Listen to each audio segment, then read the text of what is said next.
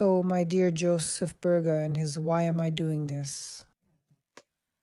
A wonderful psychoanalyst, a psychotherapist with extensive experience. We're going to critique him a little, just like we did with all the previous colleagues.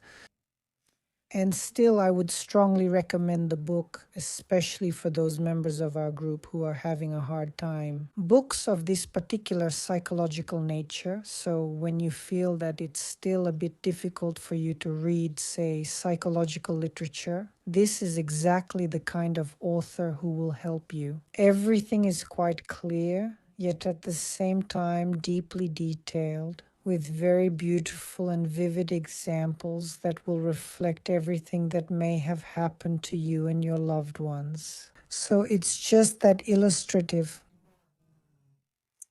and it will be down to earth. I mean, he's quite warm, such a man.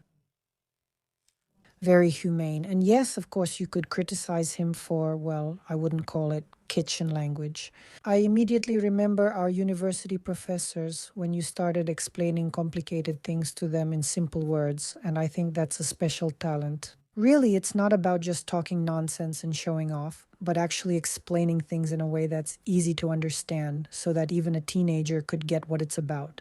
But our professors really liked to make things so complicated, and it was all just for the sake of showing off their basic erudition. Not every laity is visible, especially when it's retrotopic subjectivism. And it's like that, so your head just starts to boil.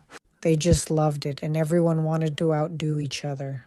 And as soon as someone started to explain it in plain language, they would immediately say, "Ugh, what a kitchen language, how primitive." So it was really considered not proper at all. And, well, in general, it was frowned upon whenever someone found a clear way to explain a particular concept.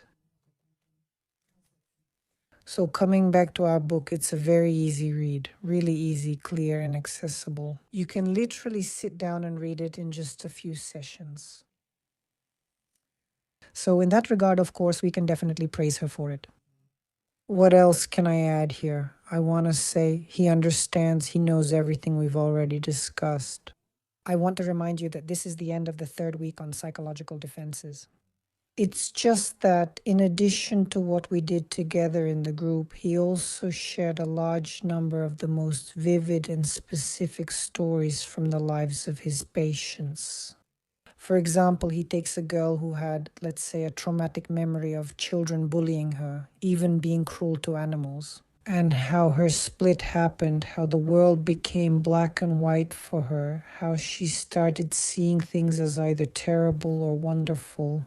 Yes, and a very similar psychological defense is idealization. Someone is either terrible or wonderful. By the way, this is a very narcissistic defense. And since the author himself worked for many years with issues like narcissistic personality disorder, it naturally follows for him.